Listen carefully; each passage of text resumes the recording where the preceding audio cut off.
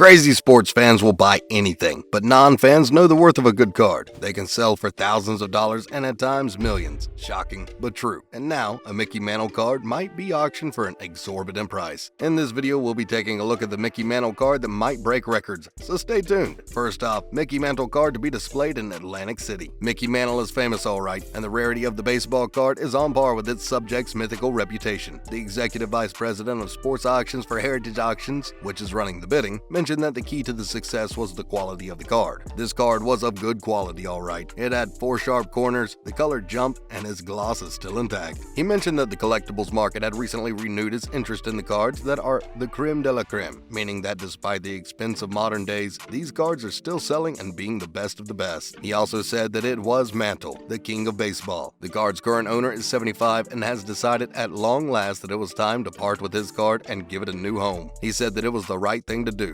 After all, he'd already spent a lot of time showing it off, and now it was somebody else's turn. The card will be on display in Atlantic City from Wednesday to Sunday at the National Sports Collectors Convention and the New York office of Heritage Auctions the following week. Next up, the 1952 collector's item might be sold for over $14.35 million.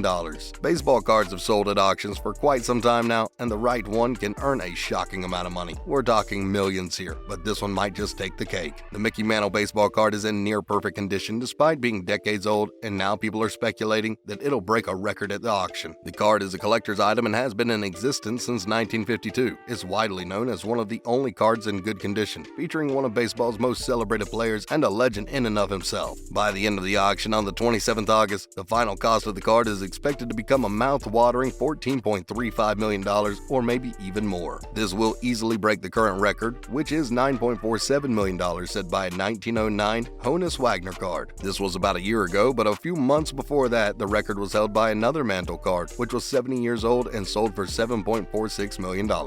Even on Monday, the auction's online debut, the interest was already extremely heavy, with bidding going up to $6 million already. Even if the final price doesn't exceed expectations, it'll still fetch a huge profit for the current owner. After all, the New Jersey waste management entrepreneur bought the card for only $71,745 at a New York City show in 1991. Thirdly, the fact that it's a king of baseball card just adds to its value. Mickey Mantle is hailed as the king of baseball and is regarded by many as the greatest offensive player in the history of baseball, but most of his popularity stemmed from his exceptional skills as a switch hitter. Mickey's known as one of the best players ever in the New York Yankees, having spent his entire career on the team. He won 7 World Series titles between 1951 and 1968. Anthony Giordano, the owner of the card, spoke about Mickey, saying that the player had a certain aura about him, such that every time he got up to the plate, the crowd would go crazy. And of course, Mickey wasn't the one to disappoint and strive to exceed the expectations of the roaring crowd. Giordano said that it didn't matter if you were from New York, a Yankees fan, or neither of them. At the end of the day, Mickey Mantle always got highlighted. The switch-hitting Mantle was a 3-time American League MVP, not to mention the Triple Crown win in 1956. By 1974, Mickey had been inducted into the Baseball Hall of Fame, and in 1999, he was even elected to the Major League Baseball All-Century team, so you can already guess what sort of value anything relating to him would have, let alone a collector's item card from 1952. Finally, Mickey Mantle's a legend, and his cards reflect it. Mickey Mantle had more to his reputation than just his skills. According to Whitney Ford, the man may be a superstar, but he definitely didn't act like one. He had always been humble and remained so even after his popularity, not to mention his kindness towards all of his teammates, even the newest rookie. Mickey had immense talent and a great personality, and while he had a rough career, his drive pushed him past his injuries and onto the pages of history. He's understandably idolized by pretty much every baseball player that came after. Nearly every time he hit a home run, he ran the bases with his head bowed. When people got curious about this habit, he said that the pitchers were probably already feeling bad about their failure, and he figured that they could do without the legend showing him up rounding the bases. Mickey passed away on 13th August 1995, but the impact he had on the baseball world is here to stay. Now, in other news, Honus Wagner card sold for $7.25 million